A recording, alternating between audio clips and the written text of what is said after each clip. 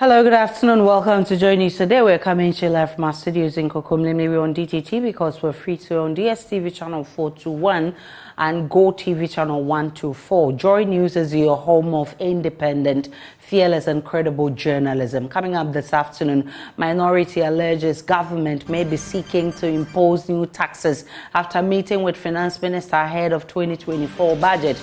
We have details as former minority leader Haruna Idrisu says their side expects a review of some taxes imposed by government. Also this afternoon, Labour expert Orson Game charges government to take the interests of Labour seriously in the 2024 budget as negotiations for an increase in base pay for 2024 hit a snag. More as both parties express hope of an amicable solution as negotiations resume today. Plus, ECG's weak revenue generation and poor management of our power sector must be blamed for the unstable power supply being experienced in the country. That's according to ASEP, as parts of the country still grapple with power cuts following Energy Minister's announcement that the fate of the country lies in the hands of WAPCO. My name is Aisha Ibrahim. We're also on Facebook, YouTube, Instagram, and X Spaces for our Joy News on TV. My personal handle is @Denana Aisha. Please stay for details.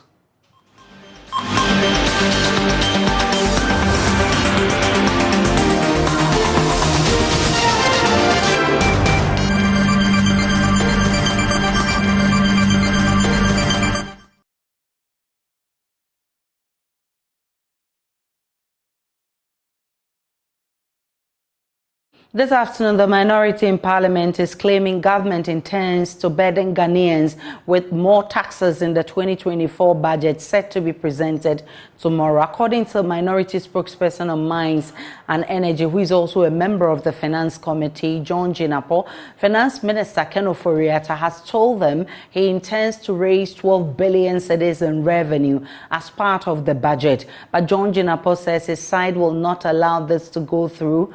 Parliamentary Affairs correspondent Kweku Asante joins us with details.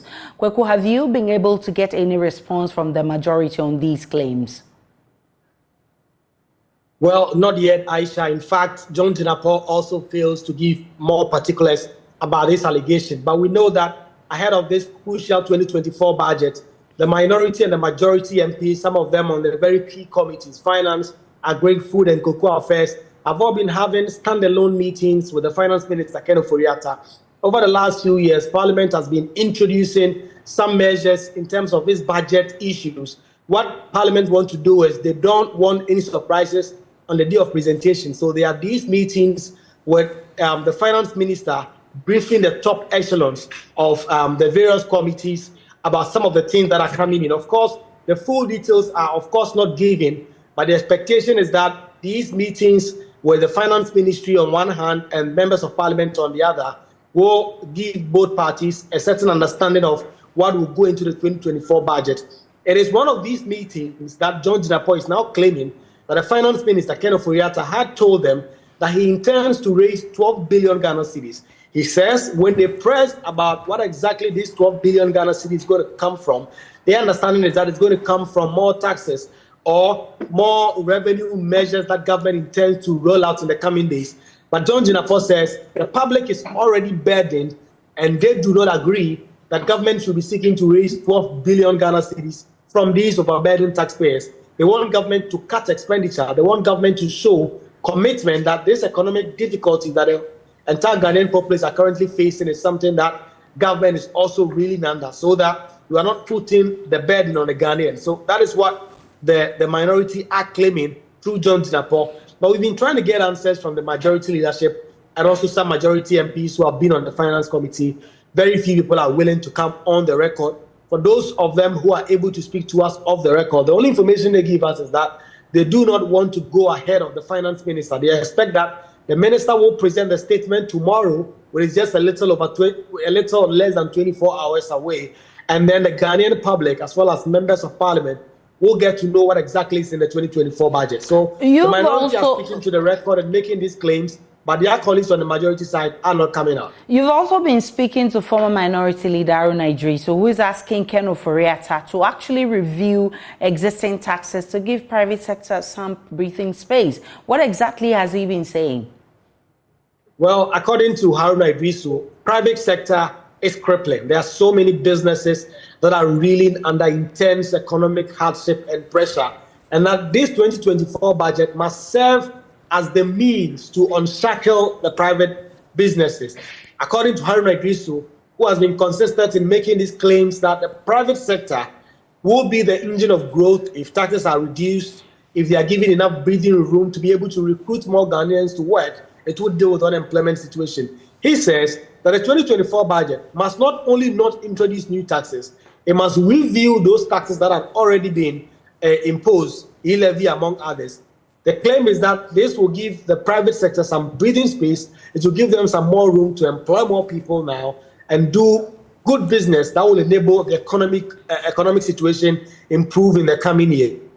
Gwegwa Sante is our parliamentary affairs correspondent. Definitely there's more for you in our subsequent bulletins. Former Employment and Labor Relations Minister and Labor Consultant Austin Game, meanwhile, says the government must tread cautiously in dealing with the demands of labor unions. Government has been on its knees as labor unions rejected a 15% increment in base pay for the 2024 working year. The unions are asking government to increase their base pay by at least 60%, down from the initial request of 70%.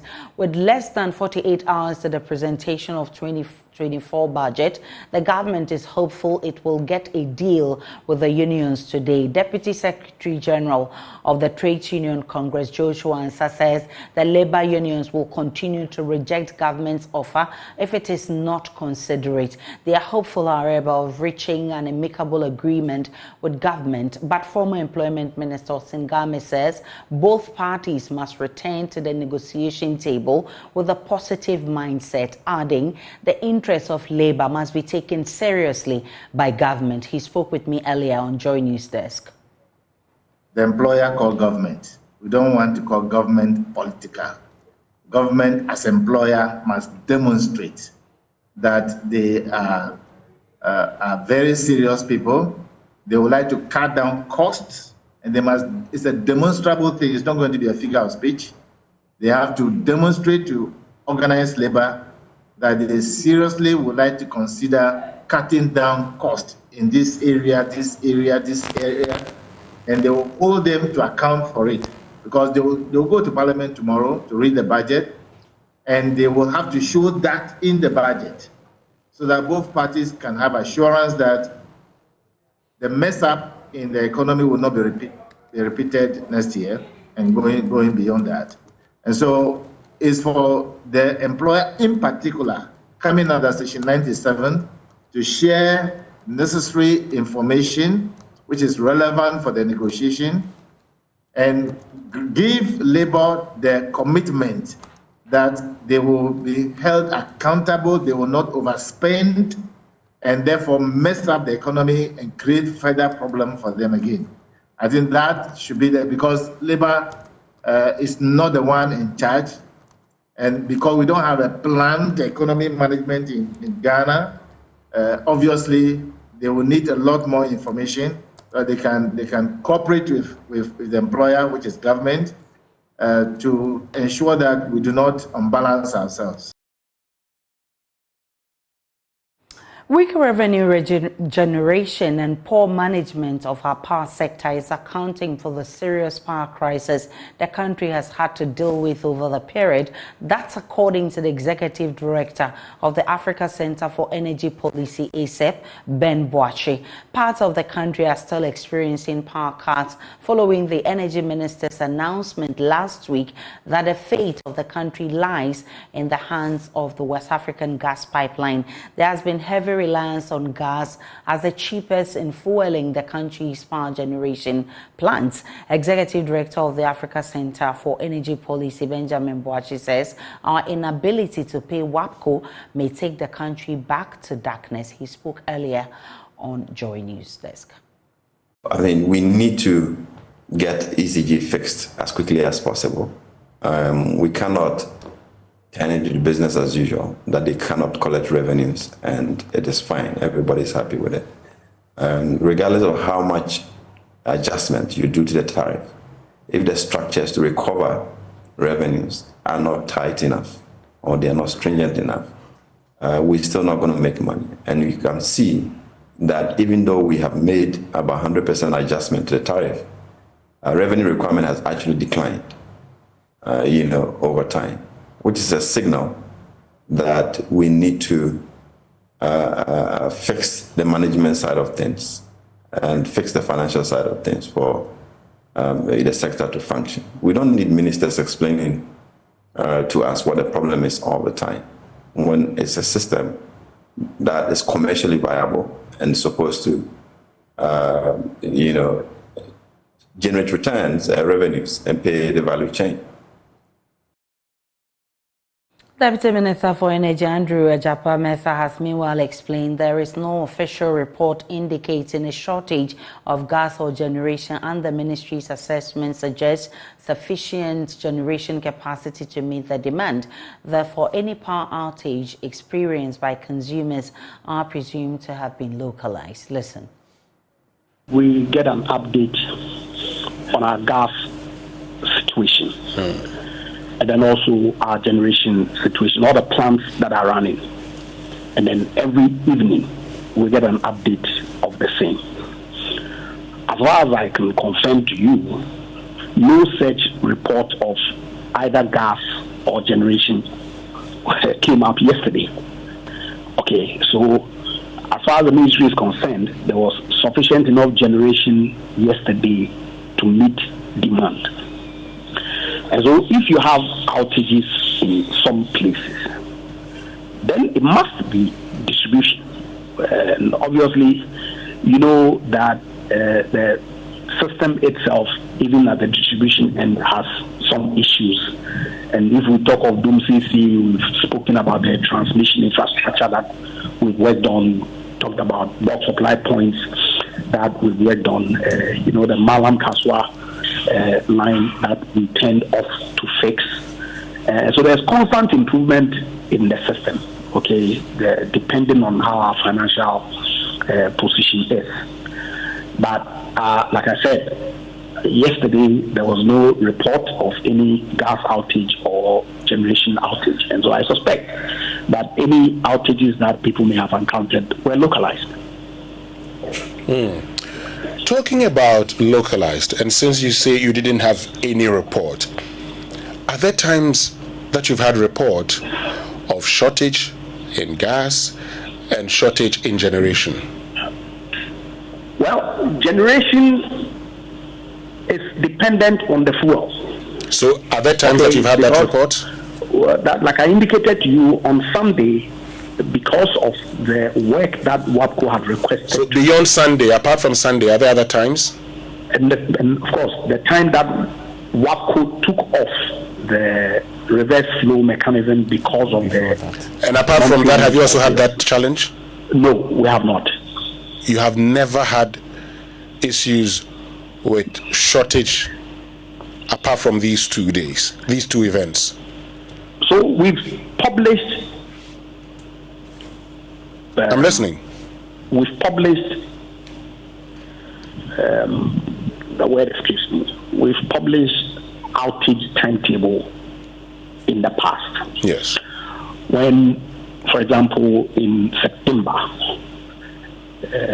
ENI did a major maintenance program that then led to an increase in the gas from 210 to 235. We, with assistance of the Ministry of Finance, procured some liquid fuel to make up for that shortage in gas. And there was no outage. Of course, in March, April, Ghana Gas went off. We procured some liquid to make up. There were some delays, and we published the outage schedule for the Ghanaian public to be apprised of where it is that we were. Beyond these two periods that I can recall, since I went to the ministry, of course, last year or the year before, when we were doing the Pokwase bulk supply point works, we published an outage timetable for the benefit of the Gambian consumer. And so these are the instances that readily come to mind that we have published. Beyond that, I'm not aware of any generational challenge as a result of capacity or fuel. Let me bring in Ben Bache. I'll get back to you shortly. Andre Japametha is Deputy Energy Minister. 3 days after two brothers were allegedly shot and killed by a Forestry Commission task force at a community near a mining site in Infante, the divisional office of the commission in the area remains shut. The youth of Pankokrum in the Ahafuano Southeast district and the family of two murdered brothers have issued a 4-day ultimatum threatening retaliation if justice is not served. But Emmanuel Bright Kwaku, who visited the area, reports residents of Infante fear the task force would return.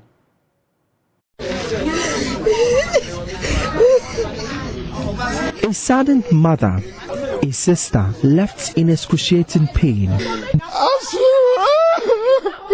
Wails continue to emanate from the home of Abdul Samed Razak, 35, and Hashmil Usman, 25, after the two were allegedly shot dead by security task force of the Forestry Commission at a mining site. The family is in pain.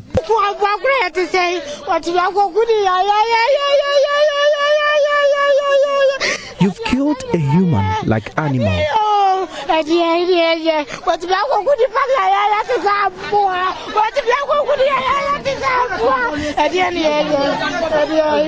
The two were protecting a mining site at Infante, a suburb in the Ahafuano North municipality, when a security task force besieged them in a swoop. So we understand this is the very spot one of the deceased was laid when he was shot by the security task force right here at Infante. As you can see behind me, that's some equipment that were bent by the security task force when they came here. I haven't really cited much of operations happening, but the few people we found around tell us today there haven't been any working by the miners.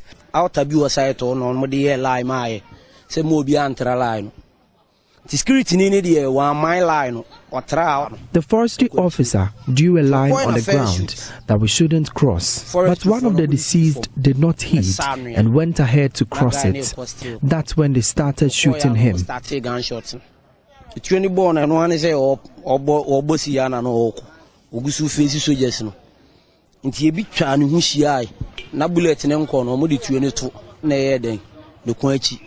They shot severally, but he survived them.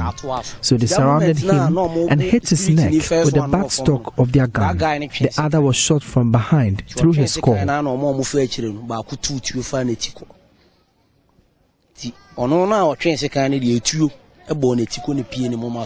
Some miners at the site sustained various injuries, with 4 critically wounded.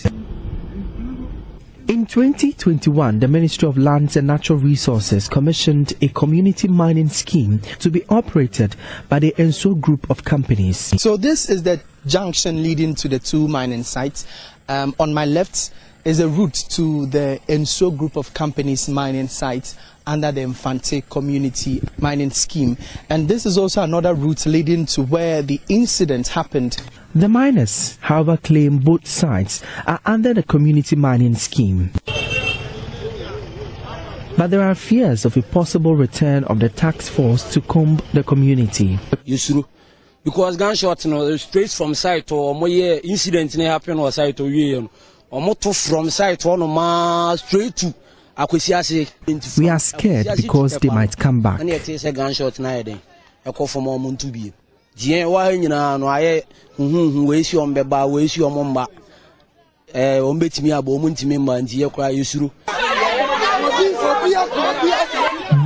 at Pokukrum, there is simmering tension as families of the deceased and the youth threaten to avenge the killing. You hear justice. 4 days time. After burying them, we demand justice within 4 days. If it doesn't happen soon, we will retaliate. 20 years to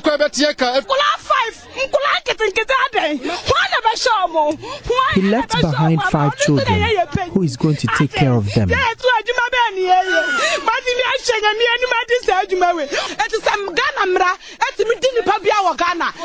If the laws are working, it must work for us too. Else, Forestry Commission officers will not operate in this constituency.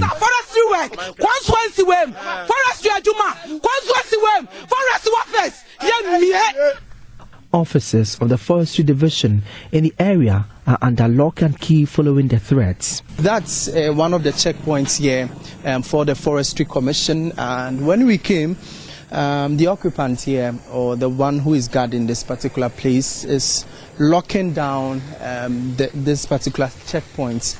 He tells me he fears that the miners can come around and then attack him, and that's why he's locking this particular facility. We understand that throughout the day, officers here at the Forestry Division of Mankranso have not been at post today. They've locked the offices and nobody came to work today. We understand the checkpoints along this particular stretch too. The officers who were supposed to be at posts were also not around. Meanwhile, the Ashanti Regional Police Command is probing circumstances leading to the gun attack and consequent death of the two. For Joy News, my name is Emmanuel Bright Quickly. Meanwhile, criminologists with the Kwame Nkrumah University of Science and Technology has condemned actions by the officers of the Forestry Commission who allegedly gunned down 2 security guards at a mining site in Infante, while calling for the perpetrators to be brought to book. Dr. Jones Opokuwari observed many security personnel have become trigger happy. He was speaking with David Akwete on Live FM.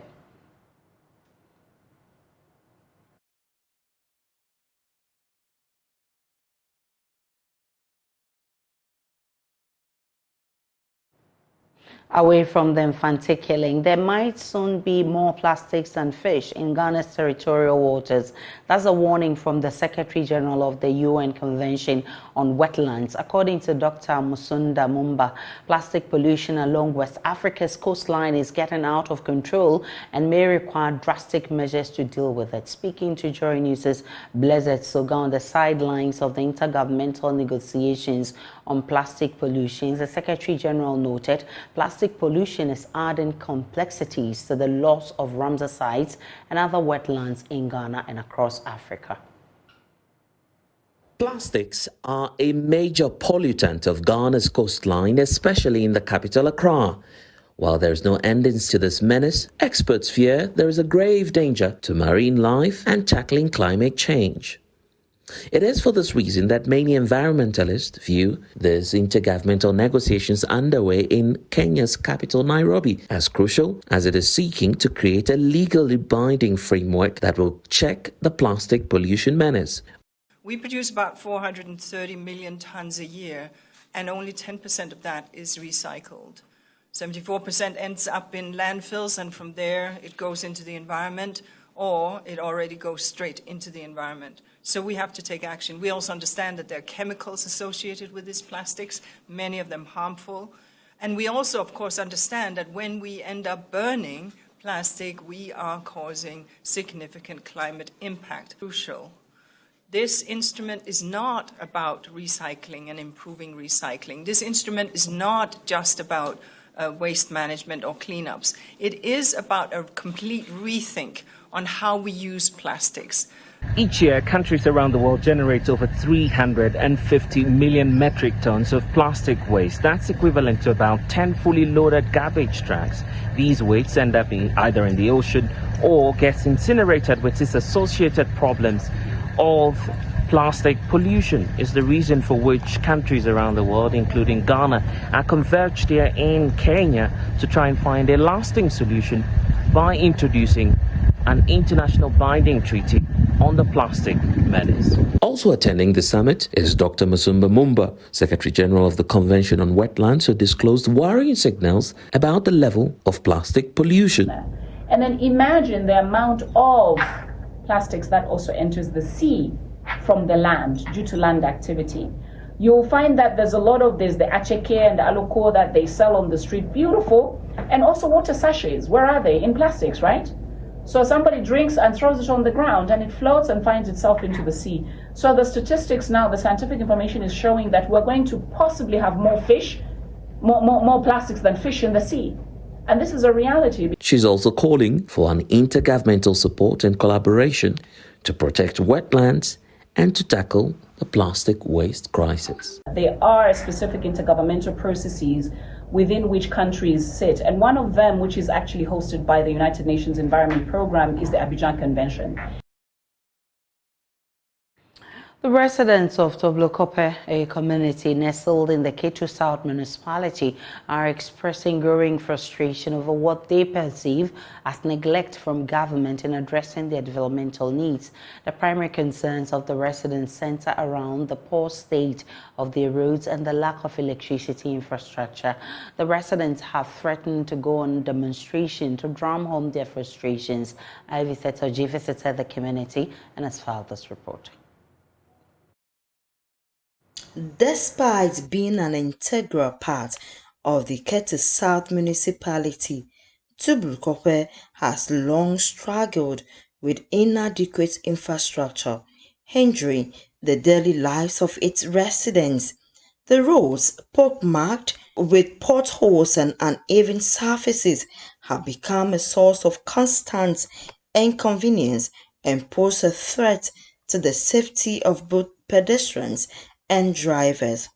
In addition to the road woes, Toblokope continues to grapple with the absence of electricity. The lack of this basic amenity hampers economic activities and affects the overall quality of life for residents. Without a reliable source of electricity, businesses struggle to thrive and students face challenges in their studies due to limited access to lighting during nighttime hours. Residents at a press briefing led by Mauli Zumega lamented how they have never had electricity through those surrounded by communities with electricity, a situation he said has been frustrating. He has been speaking to JoyNews. Those surrounded by lighted community, Toblokope has never seen a light. Toblokope, a community of about 6,000 dwellers in a community in the Ketu South municipality of the Volta region, consisting of sub-communities such as Nantema, Wuchima, Kachekpo, Sumalakope, Sochiavikope, Adavukope, Ahosukope, Apagama, and the others. Historically, Toblokope is referred to as Viapa Kopagam because she is the mother of all neighboring communities such as Wodaba, Kopeya, Avesiva, Koji, Agbogoma. The neighboring communities came out of the ancient Toblokope, who has now become a shadow of its offsprings due to lack of economic and social amenities. The most telling is the lack of electricity. Ladies and gentlemen of the press, in the year 2009, under the late President Atta Mills, many communities, towns got connected to the national grid. But strangely, Toblokope was left out. As a result of this inhuman treatment by all leaders, teachers posted to the community basic school leave without notice, rendering the school underpopulated with teachers. The only chief's compound in the community has been moved to a neighboring community due to the lack of electricity.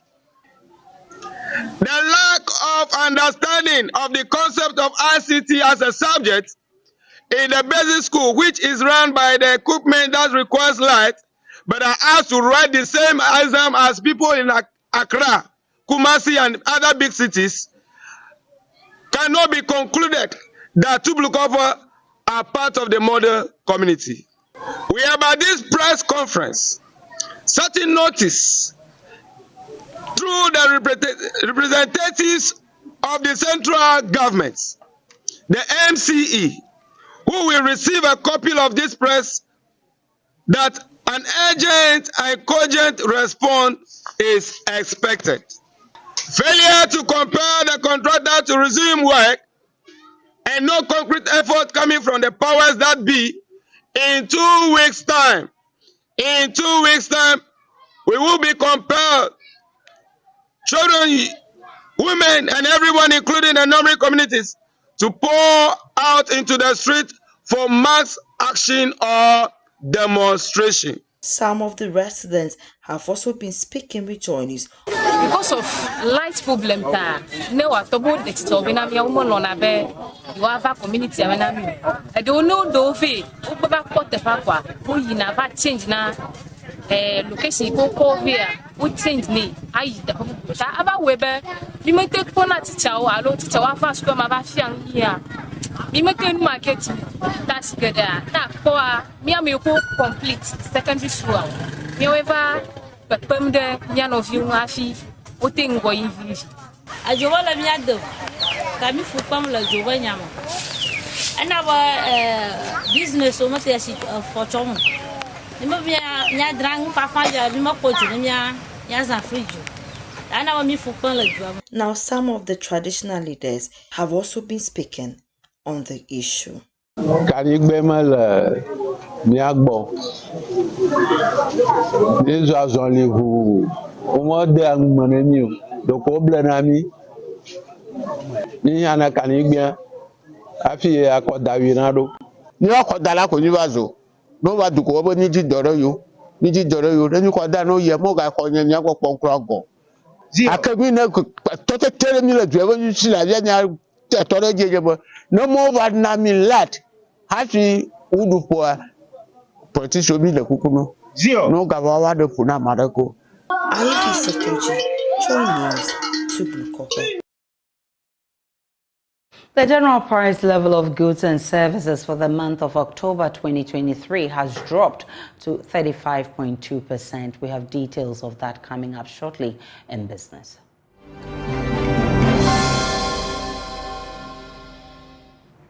Hello, welcome, and time to do business with me, Emma Davis. The general price level of goods and services for the month of October 2023 has dropped to 35.2% from the 38.1% recorded in September this year. The Ghana Statistical Service attributes the decrease in the general inflation rate to the marginal drop in food inflation. Food inflation in the period was 44.8%, while non-food inflation was 27.7%. We'll bring you that report in our subsequent bulletins.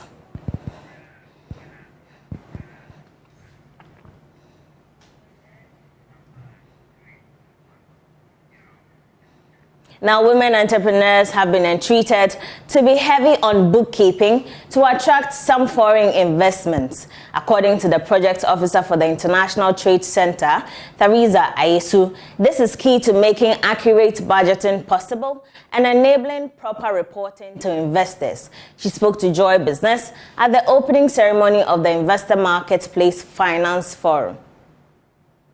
Most often it's about stereotyping, also with our little background searches we did, we also realized that it is not really a challenge which probably they are facing with the financial institutions, but we also realize that some of them do not have good bookkeeping systems, because normally when you want to access any form of funding, the financiers look out for a lot of things, whether to see whether you have like good bookkeeping systems, and then also some look out for your business plan, your financial plan, off-taking plan, and stuff like that. So we've actually started working with most of these women.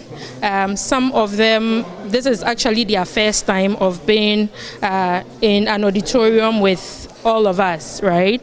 This is based on the fact that we have some people who are actually beneficiaries of the United Kingdom Trade Partnership Project, and then we also decided to make it a nationwide project so that other people could actually benefit from this. The CEO of the Chartered Institute of Bankers Ghana, Robert Jato, has said that the institute will continue to train professional bankers to help grow the financial sector. He spoke to Joy Business after the institute welcomed 156 professional bankers as chartered bankers and graduated 5 students as professional bankers. The event, held under the theme Redefining Professionalism in Banking Through Ethics, also marked a significant milestone for CIB Ghana as it coincided with the Institute's 60th anniversary celebration. The ceremony brought together banking professionals, industry experts, and distinguished guests who gathered to witness the induction of these 156 new members and the graduation of 5 individuals. Chief Executive Officer of the Institute, Robert Jato, said professional bankers must build confidence in the financial markets. At Chartered Institute of Bankers Ghana, our mandate is to promote banking education and to regulate the practice of banking in Ghana. What does that mean? Developing trusted financial services professional for our industry.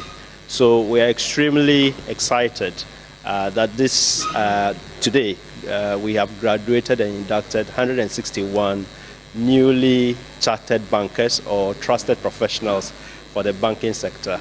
And that brings to close to 800 chartered bankers that we've developed in the last 4 years. And the mandate and the charge we've given them really is to go and redefine professionalism in the banking sector and make a difference for themselves, but also for the organizations they work for, and certainly for society, our country as a whole. A staff of Fidelity Bank, Alexander Noni, was the best graduating student. I told my colleagues, inductees and graduates that this qualification that we have received is actually an enabler. And we've been told time and time again that once we have this enabler, it means we are head and shoulders above our peers. And so what it says is that we need to make sure we utilize this knowledge and skills that we have gained in our various banks. Wherever you find yourself, whether you're a teller like I was telling them, whether you're a relationship manager, you're a branch manager, wherever you find yourself, you need to make an impact.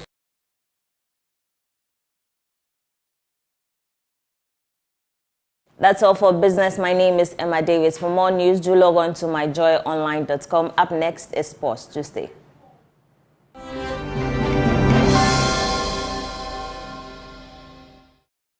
Let's do sports now on Joy News Today with me, Muftau Nabila Abdullah. The Black Stars of Ghana, they have arrived in Kumasi to start preparations for the World Cup qualifier against Madagascar, which is going to happen on Friday. Members of the senior national team started arriving on Monday night, and they have flown to Kumasi to hold their first training session. That will be happening later today at Ababayara Sports Stadium. 2 players, Abdul Mumin and Kamaldeen Suleimana, they are have been replaced by Abdullah Nuruddin and that of Fatawu Isahaku. They have been called up as late replacement for the duo who have been pulled out of the national team. We understand, that is Joy Sports sources, understand that Abdul Mumin is injured, but we've also been made to understand that the head coach of the technical team, that is Chris Hilton, he will be speaking to the issue of Kamaldeen Suleimana pulling out of the squad for the qualifier against Madagascar.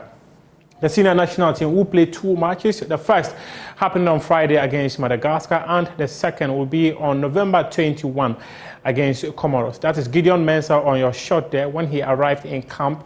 That was last night. And also other players that have all been called up to the senior national team. A chunk of them are in town. This is the skipper of the senior national team, Andre Ayew, who reported to camp yesterday, which was Monday. And his younger brother, Jordan Ayew, also arrived in camp after playing for Crystal Palace last weekend. This is Abdullah Nuruddin, who was given a late call-up to replace the injured Abdul Mumin, who plays his football for Rayo Vallecano. And this is Antoine Semenya. He also reported to the Black Stars camp on Monday afternoon.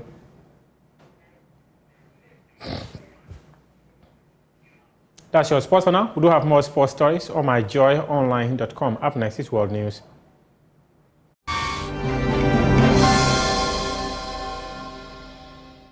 And you're welcome to it. I'm sure when you see my face, you know what time it is, right? It is time for us to get into the world of entertainment. And Perez Music, who has a concert called Glorified, which happened earlier this year and is an annual thing, says he had to replace the name Glorified with Outpouring, which was the previous one he was doing, because he got this out of prayer. And when he was praying, God gave him the name Glorified. And it is only to give God glorification. And Pastor Joe Bicham did exactly that when he got on stage. Well, I had a conversation with him at the launch of PCS's concert, and that is what he made me know. And he also confirmed that next year they are bringing back Pastor Joe Bicham to properly hand over the mantle. To who? Well, take a listen to this.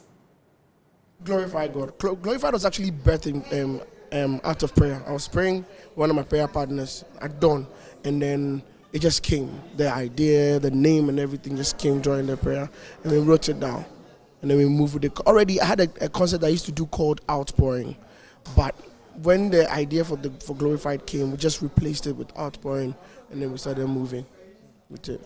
Would you say that at Aoshi, in that auditorium, you achieved the purpose of Glorified? This year, God, the grace of God was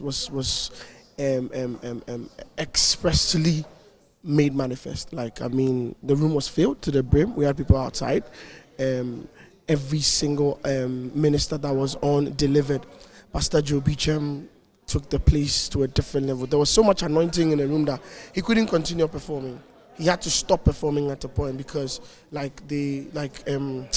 the anointing was too strong, was way too strong. He had to hand the microphone over and come to the back. And when he got to the backstage, nobody knows. But what happened there was more than what happened in the. If we were all on the floor, it was so spirit filled. And next year, by the grace of God, I'm bringing him back. I'm bringing Pastor Joe Bicham back. And this time, we're going to make sure that we give him a lot of time, because we want that baton and that mantle. We want it passed on properly. To who? Let's see. God who decides. If God hands it over to me, I'm good. If it has to be somebody who's going to attend that program, who's going to catch that anointing, and I have to create the setting for it, I'm so excited to do that. So come next year, we will wait for Pastor Joe Bicham to hand over the mantle. Asha, what's your favorite food though? Boiled yam and egg stew. Wow, okay. What makes it your favorite? It's nice. I like it, especially if it's prepared by me. I thought because it was a quick fix. Yeah, it is a quick fix actually, but that's not the reason why I like it. It's nice. I really love it. Okay. Well, the kids in the kitchen at Big Chef will be getting ready to do more of such, making sure that they are giving some quick fix and all that. So videos have been sent to, the WhatsApp number that we earlier on made known to the public, and the videos are a lot. But the screening has been done today, and the finalists will come and meet the judges. It's Big Chef. Please take a look at this so that at least you have an understanding of what I'm talking about.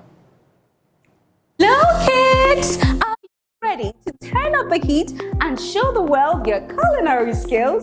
It's that time again. It's the season 3 of the ultimate cooking competition for kids. It's Big Chef! This is your chance to prove to the world that your culinary creations are a recipe for success. Are you between the ages of 8 and 14 years and have the passion for cooking? Don't miss out on this sizzling opportunity. Share with us a 2-minute video of yourself cooking your favorite meal to a WhatsApp number 055-157-5757. You have from now till 9th November 2023. So come along and let's turn these kitchen dreams into a reality. Big Chef, good meals by kids. And that is a Big Chef Season 3 coming up. And the kids, I don't know who is going to go through the screening, but whoever it is going to make it through the screening, they will come and meet the judges on Saturday. That should be a testing office. What do you think? Should be a what? Tasting. Tasting office. Well, ask the, I think I can give a quick fix to that. Yeah. I can give a quick fix so that you go and taste the food every time it's being prepared. You know, that kind of thing. I like food. But that reality show is just about to get started on Joy Prime, and it will be on Sunday, so you should make sure that you don't miss it. But I'll be giving you the 411 and the update on all of it and when it will start and the kids who made it through the screening. Well, Aisha, back to you. Thank you so much for bringing us Showbiz. Ibrahim back. My name is Aisha Ibrahim, and that's how we wrap up the bulletin. Log on to myjoyonline.com. There's more of the news and updates of all the developing stories. Do enjoy the rest of our programs. I have to do